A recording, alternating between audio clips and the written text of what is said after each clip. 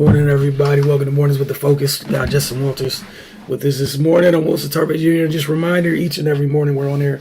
Get started between 9:30 and 10 a.m. Look, going through looking for topics, and Bears linebacker Roquan Smith made it rather easy. He started this morning off. First, state what Roquan Smith has done in the last two seasons. He's back-to-back second-team All-Pro selections, which he's deserved. It's a new regime in Chicago. I think everyone's aware of that. The issue is, according to several people, that they have yet to offer Smith what people would consider a serious offer. Smith hasn't been a part of training camp at all to this point. Like, we're literally in the first of 3 weeks of preseason for everyone, mind you. He's yet to be a part of it. Here's what Roquan had to say this morning on social media via his notes. His notes app. To the city of Chicago and all the Bears fans worldwide, I've officially requested a trade. Just writing these words is deeply painful. I'm a kid from Macon County, Georgia. When you grow up playing football, you dream of making it to the NFL one day. However, playing the linebacker position, you never imagine getting drafted in the top 10 by the Chicago Bears. I'm a homegrown Bear. A dream came true for me to have an opportunity to put that Bears helmet on, wear the same jersey that legendary linebackers did. It's an indescribable feeling. Walking these hallways the past 4 years, you can feel the spirit, you feel the pressure to live up to that timeless history, that great legacy. I dreamed of playing like Wilbur Marshall, Singletary, Briggs, Urlacher, Buckus. Since the day I was drafted, I vowed to play this position at a level that upheld that standard, the standard that was set before me, to uphold the respect and honor, and I have. Unfortunately, the new front office regime doesn't value me here. They refuse to negotiate in good faith. Every step of this journey has been take it or leave it. The deal sent to me is one that would be bad for myself and for the entire linebacker market if I signed it.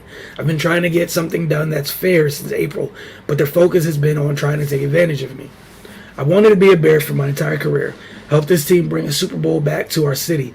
However, they have left me no choice than to request a trade that allows me to play for an organization that truly values what I bring to the table.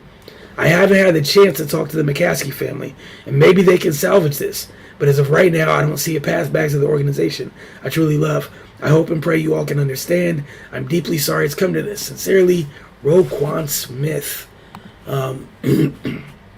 To add to this a little bit, NFL Network's Ian Rappaport went on to say this morning on Twitter, among the frustrations detailed, Roquan Smith has lost trust by what he believes are their attempts to take advantage of him. He feels the entire process hasn't been a negotiation, just the Bears trying to strong-arm him with a take-it-or-leave-it deal. So, Justin, your thoughts on all of this? I would just say it's just another example of bad teams staying bad. Just bad front offices. Like, this is a team that is rebuilding or, carrying in the process of trying to figure out what their core is. And Roquan Smith's part of that core. You let the whole offensive line go. You have no weapons. You let Allen Robinson go. You have no receivers. You have a young quarterback. And, okay, I understand, you're so far away that you're going to add, you're not going to make outlandish moves to improve the offense. It might be a year or two away to get the receiver you need or whatever. But this is part of the core. This is one of those players that, with Fields, that's the quarterback of your defense.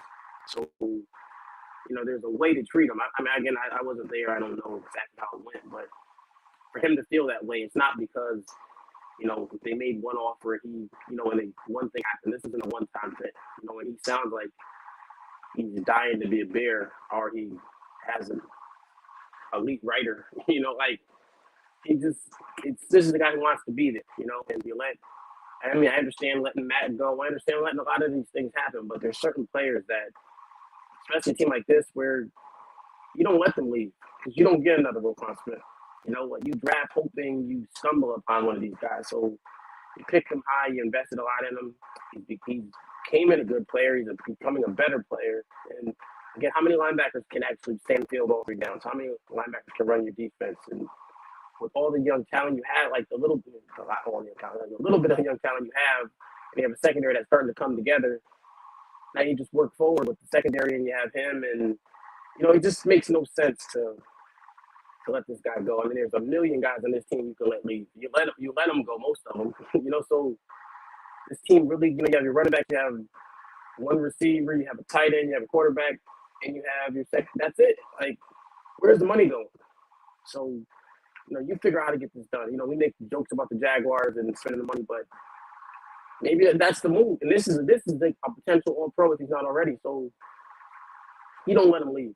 You figure out how to pay him, and that's what you do. I mean, sometimes the younger guys, you get a younger front office guys, they think they have to reinvent the wheel and play these games and take advantage of somebody. And maybe you can do that if you're the Rams. Maybe you can do that if you're, what the Cowboys think they are. The Ravens team, like maybe the better teams can pull this off, but you just don't do that to this guy. Now I agree with you. You can't afford to lose him. But the other thing is, if you felt this way about him, you could have got this done around the draft. Got you some real capital. You could have got this done after the draft. Still got you something worthwhile. Right now, I don't even know if you were... The way you've gone about this, I don't even know if you could get fair value for him in a trade. True. Because of what you've done. Like, you shouldn't be at this point, right? They have a couple other players around the league that we know it's like a matter of time before they get released or something like that. This isn't that. This is ridiculous. This kid's what, 25? Yeah, he'll be 25 this season. This makes absolutely no sense at all. And like you said, we give you credit for what you did with adding to that secondary. Why would you get rid of one of the better linebackers in the league? And he's young. Like, what are you doing? Like, he's one of the few guys you could throw in a conversation with Leonard, Warner, I'm just talking about the young guys, Leonard, Warner, White, those young guys. He's one of those few guys. You don't see any of their teams in this place with their guys. Nor would I expect any of their teams to be in that place. It just doesn't make any sense. And the other thing now, it's just a matter of, I wonder what the compensation is and what smart team is going to run over here and be like, hey, it's an all-pro linebacker. 25 years old. Again, like you said, who are you paying? Like what are we doing here? Bad teams just do bad things, man. You shouldn't even be here. And to me, again, like you said, a new regime, this is one of those easy things. Like, this is an automatic W in my book. You show up, it's a new regime, you extend arguably the best player on your roster. Like, that's it. There's nothing else. Here goes Sid. Free Roquan.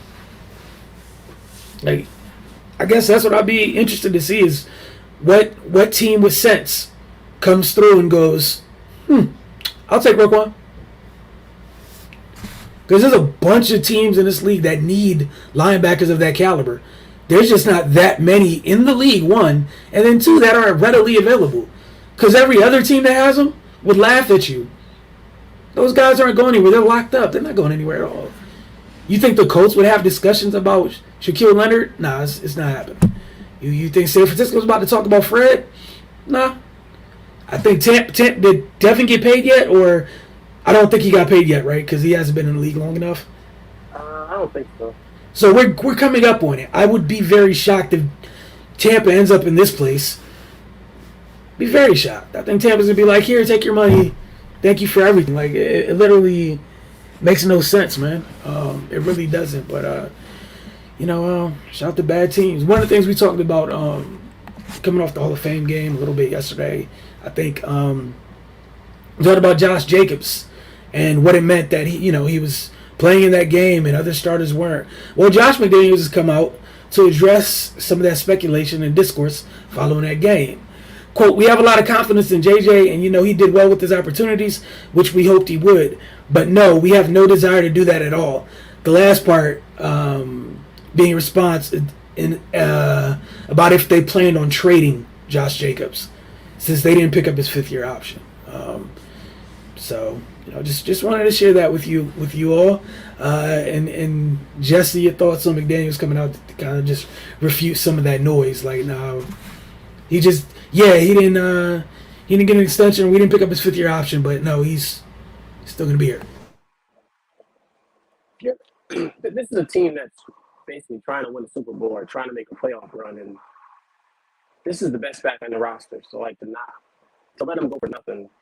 And I understand this last year of his contract and whatever, but no one's giving you a lot for a running back these days, unless it's guys that no one wants to trade. So you weren't going to get much for him anyway, and I don't think anyone's. It's too early in camp to say someone jumped out. And even if the names they have aren't guys who are going to wow you, who like, oh man, this guy has to play. Like Jacobs is that guy, and you're just looking for the opportunity or to see him used properly. And again, they're a system that uses a lot of running backs, but you don't get rid of the best one. The one guy that can do everything. So I don't see it. And again, Patriots group, they do weird things that seem weird. That thinking ahead of the curve. And usually they do have success with their running backs and tight ends. Usually no big names, but they make things work. So I mean, I'm giving them the benefit of the doubt. And again, he did play Drake. He did play Zamir White. And I mean, really, the only one that didn't play was Bolden. They played Abdul. So it's not like it was only Jacobs playing, but it just seemed weird. At the beginning seeing it, but then as you look back, you realize he was the first one to play. So maybe it was just part of the actual play he had.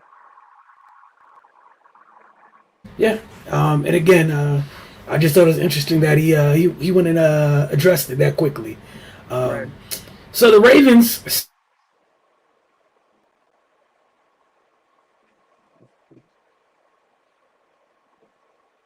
But also the thing with Jacobs that was interesting was knowing the Raiders played 3 games in 16 days. So does he play all 3 games? That'll be something to watch. Because that's if he plays in all 3 games, that says a little more. That's a lot of football in a short amount of time. So maybe it was just get him in the first one, maybe sit one, then play the third, or how. At some point, I guess you want to see him with the first offense. But I mean, that would be something to watch more so to see if they're actually trying to move him or it was just reps.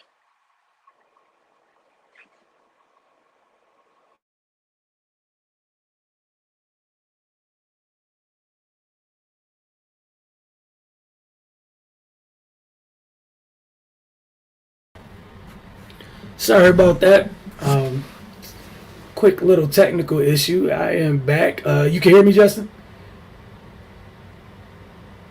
Yeah, Yeah. I was just saying how the Raiders have 3 games in 16 days. So to see if maybe it was more a way to space to carry games out. Maybe he doesn't play in the second game. Maybe he doesn't play in the third game, stuff like that. But that's a lot of games in a short amount of time. So maybe one more. You get him another game with the actual first offense. That'll be able to tell more who's meant to be here and who's not. Right, and that's the other thing to keep an eye on is, we'll talk about the preseason slate of games later this week. There's some teams who have 3 games in 12 days. We are not going to see some of those teams, we're not going to see their starters. We're not going to see their starting units, but maybe once this preseason, and then how they do in joint practices. Some teams have those ugly schedules where it's joint practice, 3 games, 12 days. It's not, to me, it'd be reckless to play everyone. It's just not going to happen. But yeah, my fault about the Ravens. I was just saying they signed Justin Tucker to a new deal. Lamar still has not gotten a deal. So just something to keep an eye on. Tucker's seen as, the best kicker in the league. No shocker there. But again, if you feel like you can't lose the best kicker in the league, your quarterback's won MVP already. What are we doing? But hey, just sharing. All right, the last thing I had, Justin, before we get to any topics you may have, the Jets may have lost tackle Mekhi Becton after he sustained a knee injury yesterday. Per several reports, it looked like it's an injury to his kneecap. They're still waiting on like a definitive answer, as far as the timetable goes to how long he's out. But it looks like it is a significant injury. Hoping that that's not the case, but they could be missing, a big piece of their offensive line. I think they have Dwayne Brown as depth, which, again, something we talk about. Depth is huge, especially with them adding an extra game to the regular season. But that's a tough blow for Mekhi Becton because, he put in a lot of work to change his body to come into camp, and he looked to have done his part, and then, that happens. So hoping a speedy recovery to him, and that it's not something that keeps him out most of or all of the year. Yeah, no, definitely that sucks for him. Again, knowing he put the work in, and again, a player that big who got off to a pretty good start his first year, and has just been dealing with different things. I think last year he had injuries. I believe they had just moved to the right tackle. I think because they had George Fant playing left tackle, and I think they brought in Dwayne Brown for a visit. I'm not sure if they were gonna. I think Dwayne Brown must have some type of relationship with Salah. They were talking about. So they were saying to bring him in. And that was before the injury, actually. And then I think they drafted a young guy, a young tackle, who, in the later rounds, who, I don't think they were planning on playing him, obviously, but that'll speed that up. And, again, throwing Dwayne Brown. Dwayne Brown's older, but he's still a solid player, so that'll hold up for a year or two. But, you hope to see him come back healthy. And again, he's at that weird point where it's going to come down to that fifth year where they're going to have to sit probably pass on it, I would imagine. I don't know. So Beckham had a rough start, and again, he's such a big, talented guy who can move and all that. But you keep having surgery on your knees. That takes away that strength. And again, at that size, it's hard. You don't know what part that plays into it. You say they want to say, oh, he wasn't in shape for that, but 6'7", 300 and whatever, almost 400 pounds is not. And being athletic isn't the easiest thing to deal with. So. Just you just hope he has a speedy recovery. You can actually just reach the potential. For sure. All right, Justin. If you have a couple topics, the floor is yours, sir. All right, I got one for you. Right? Uh-oh. All right, so I'm gonna take you to the 2021 draft, right? First three picks were Lawrence, Wilson, and Lance. All right, and there were two other quarterbacks taken in the first round. So we'll go through picks. The last quarterback out of the five was taken at pick 15. Okay, so we'll go through picks 4 through 15, and you can tell me which one, if any of those teams should have taken a quarterback. Oh boy. Okay. All right. Oh, you chose violence this morning. Okay. All right. Well, you chose you chose violence. So here we go. Fourth pick was Atlanta. We took Kyle Pitts. We would have taken Justin Fields or Mac Jones in that spot. The only reason I'm not mad at Atlanta taking Kyle Pitts, you're going to be right back up here picking again next year. You're the one team out there, like the line of teams you're about to be talking about, that is probably going to be right back where you were last year with a chance to get one of those young quarterbacks to pair with Kyle. So that might be the one where, but we might revisit this later. So. Okay. Fifth pick. Skip the fifth one. Cincinnati takes Jamar Chase. We'll go to sixth pick. Miami. Jalen Waddle. You had two already, so yeah, you did what needed to be done. Okay. It was a regime too early. However, yeah, it's the right thing to do. Okay. Seventh pick. Detroit. Panay Sewell. I think they could have took one of them quarterbacks. I think they should have took Justin. There was no reason for them not to, honestly, because I have nothing against Panay at all. You would have been going in year 2 with Justin right now, and you still could have put a line around him. Like, yeah, they're one of the teams where you probably should have pulled the trigger on Justin. Again, no knock on Panay Sewell, just like. Yeah, I think he's good, but they could have took a quarterback. Okay. Number 8, Carolina, J.C. Horn. I like J.C. Horn too. They should have took a quarterback. You could have still got a corner later. Like, yeah, you should have still took a quarterback. You wouldn't be in this mess you're in now. No. Because had you done that, you wouldn't have Sam Bradford on your team along with Baker now and trying to figure out what to do. You just wouldn't be in this mess. And also, you couldn't afford, like, whether it was Mac or Justin, like, it was better than what you ended up doing to me. Either one. But you're on mute. Number 9, Denver, Patrick Surtain. They're also one of the teams where I'm not mad at. I think the dude's that special. I think he proved that in year one, and they were kind of, they're. We saw how quickly they were able to pivot. They took a top notch talent like Sertan. It was like we'll throw our asses together to go get a quarterback because of the work they've done everywhere else on the roster. So I'm not mad at them for that. All right, we got number 10, Philly took Devontae Smith. I'm not mad at that because Jalen was there. So like Miami and Philly, I'm not mad at them because you still don't know because of maybe some decisions that you've made personally. You still don't know what those guys are because you haven't put them both in the best situations to succeed to see if it's them as the sole issue or not. So I'm okay with that. All right, so that's pretty much it because Chicago was 11. They took Fields. And then the next three were Dallas, Chargers, and Jets. And, Jets had already picked Zach. And then Mac went 15. So, but I was just interested to see about, like, say, Carolina, Denver, Atlanta. Even just the ones that talk about what Atlanta would have done. And it's pretty much it.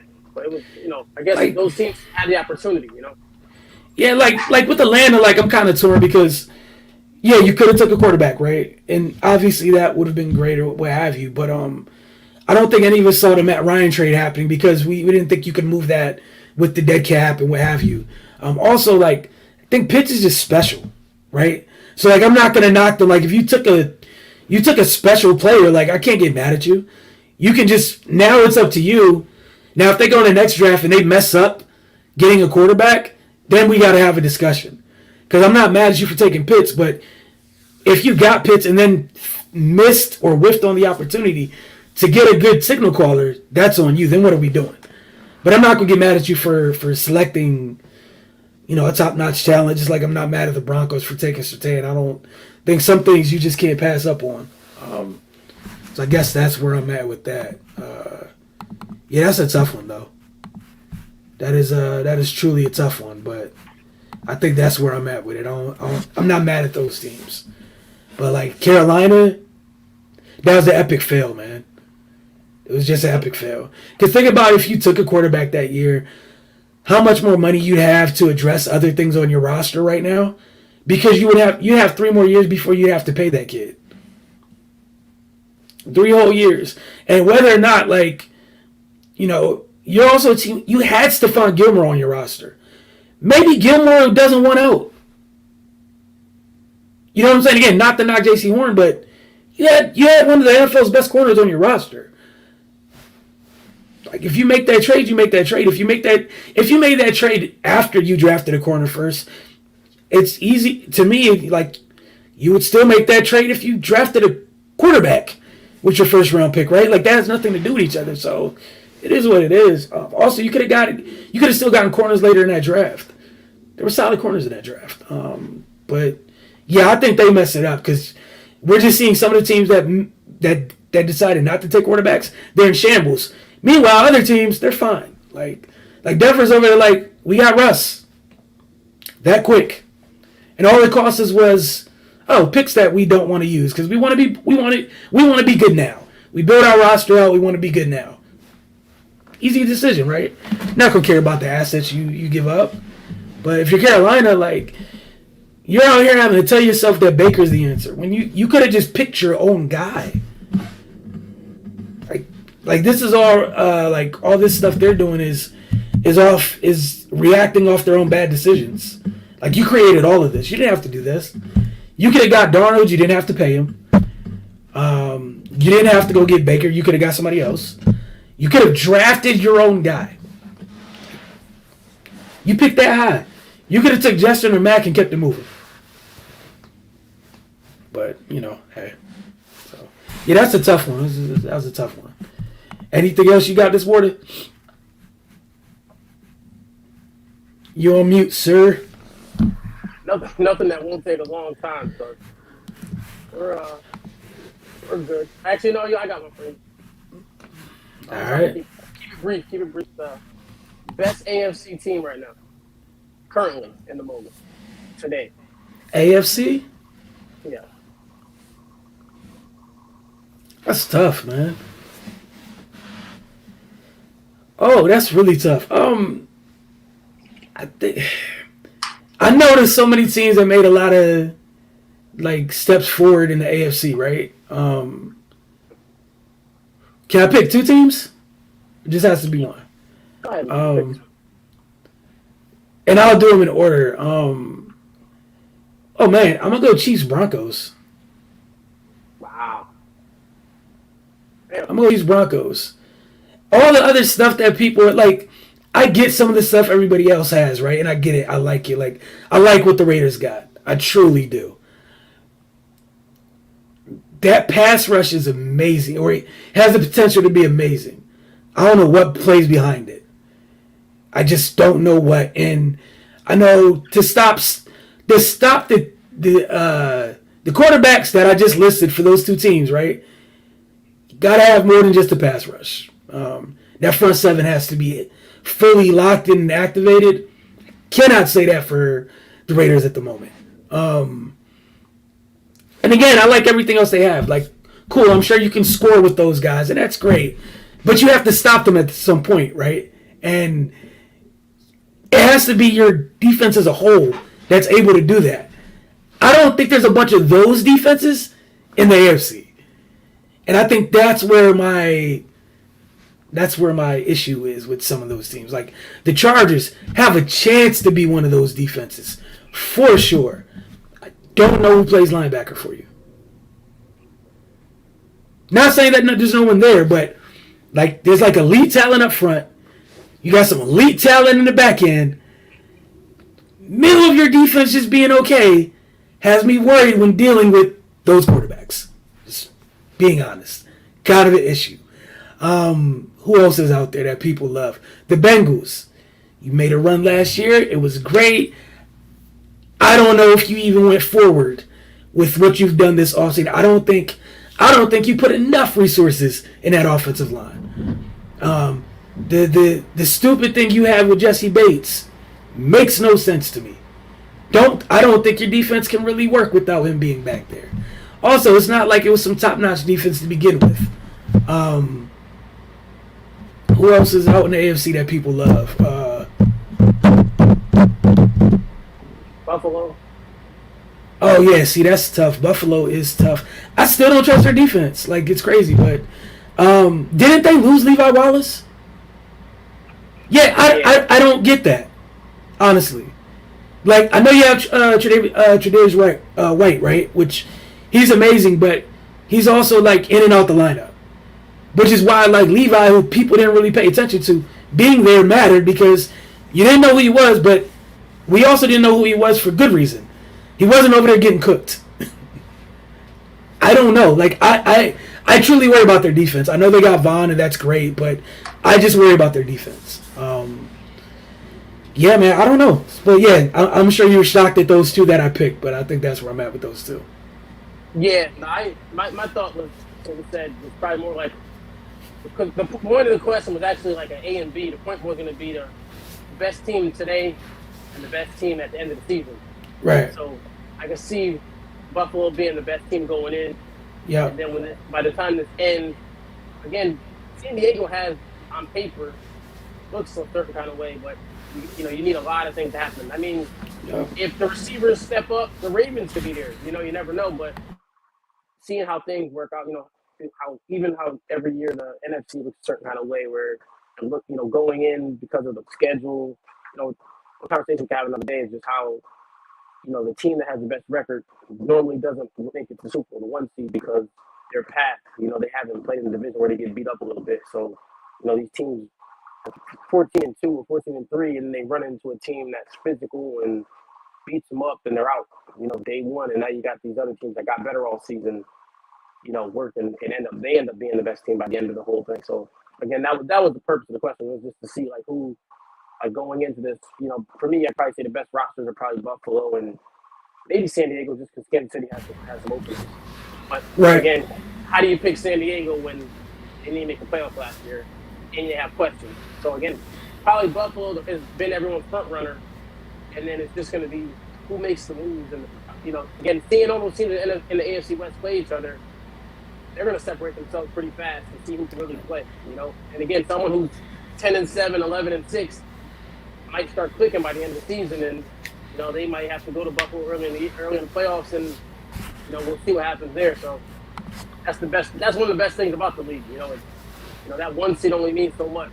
Sitting in that Yep. AFC East where you can beat up on the Jets and beat up on, New England can't play with Buffalo. Miami seems to have trouble with Buffalo. So just seeing how things work out and who, can get injuries play a part too. Again, Buffalo drafted a corner, so we'll see. I haven't heard he's doing great yet. Elon, heard he's hasn't been getting full run with the first unit, and then like you said, Tre'Davious White is in and out the lineup.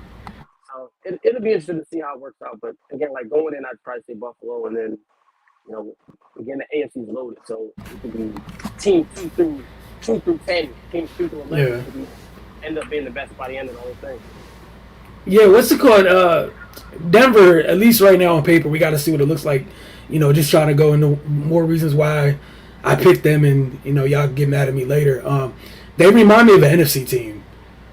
That's why I like them, honestly. Like they remind me of like a physical NFC team. Just how they're built, right? You look at all those other teams, like Javonte, Melvin Gordon could pound you to sleep. Like legitimately just salt a game away, right? I don't know if those other teams have backs that you're able to just be like, hey, let's go on one of these long clock eating drives to keep Josh or whoever off the field. And I just like their defense kind of more as a whole too. I don't think it's just big names, but I feel like they have more of a complete defense than some of the teams with the bigger names. And it's just with Kansas City's like, I know they've missed stuff and yada yada yada, things that we talked about. Bro, they're gonna be up there for me until somebody starts beating them on a regular basis over there, and we haven't entered that place where there's like a team or two that's just like, oh man, we have their number. Hasn't happened yet. Somebody might get them every once in a while, but I don't think someone just like, I figured it out. And one of the things you talked about the other day is I think kind of like the Juju thing might end up being bigger than it looked like when they signed him. And then what they did with their defense, like I think they took a couple steps back, but in the long run, it was to make their team a little bit more complete and balanced. And I think that should serve them well. However, I can't get mad at, like you said, Buffalo. I can't get mad at that. Buffalo's giving everybody confidence to select them going into the year, and I can't get mad at that. The Chargers, what they put out on paper, of course. We know what their defense was like. You add J.C. Jackson, you got a bunch of ball hawks over there. It should be great. You got Khalil, one of the Bosa brothers, should go nuts. However, with as much talent as you've had on offense, I don't understand how y'all didn't make the playoffs. And something's just not all the way right there. I don't know what it is, but we'll see. But something's just a little off. Like what they still haven't looked like what they look like on paper, like consistently. And I guess that's what kind of bothers me about them. We're like, at least with like even with KC, as weird as they are, like you're not just gonna get them out the way like we've seen people do to the Chargers. Like again, not to be mean, like I saw the Texans put the Chargers in a box last year. How? That was before they got some of this talent they got. How? There's no Derek Stingley last year. There's no Jalen Petre on the back end last year. How? How did you end up in a box against the freaking Texans? What's going on? I think one of their losses that no one's going to talk about quietly, if they still had Pep Hamilton, I probably would have said the Chargers off top. I'm not going to lie. I don't think they've been the same since that dude's left. I don't think they are going to be okay on offense, like be as good as they could be on offense since he left. But I'm on my business and leave that alone. But yeah, that was a good question. Okay, so I asked you, NFC. Since you did that to me, same question, NFC.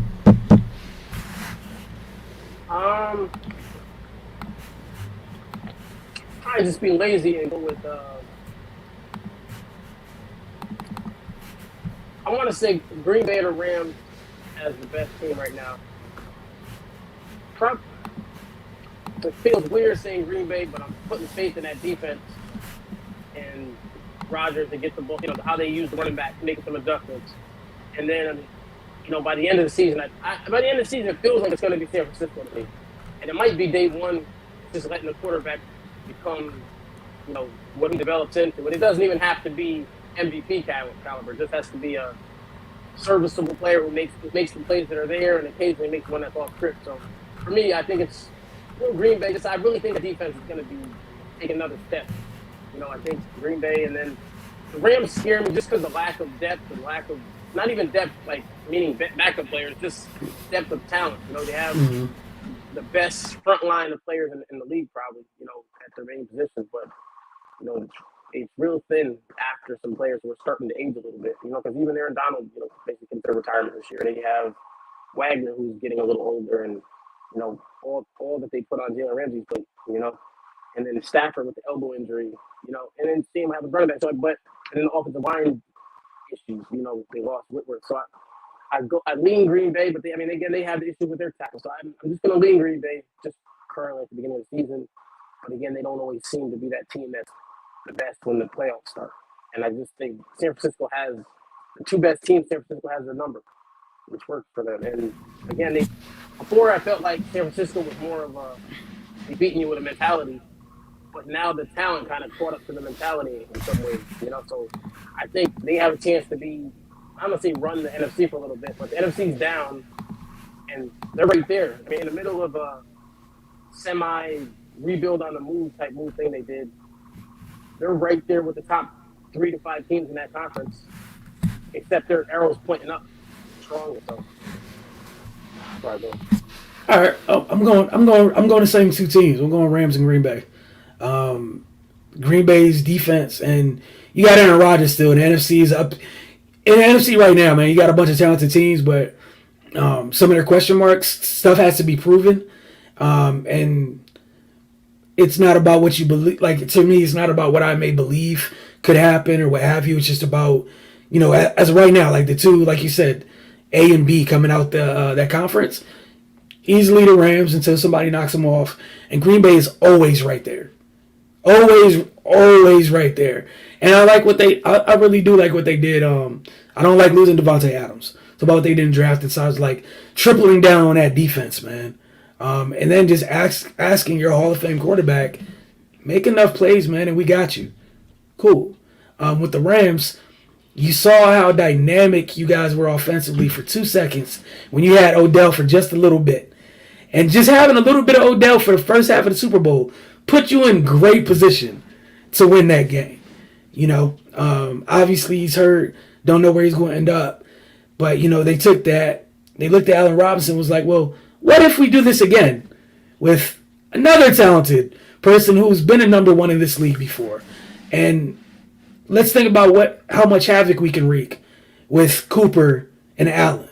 And I think it's something where it could help their run game a little bit too. Allen's a big dude, should be able to block. And they should be able to run out of more 2 wide receiver sets. They should be able to do anything they want out of more 2 wide receiver sets with those two, honestly. Because they spend a lot of time in 3 and 4 wide receiver sets at times. So it might be good. I think getting Allen would be good for them.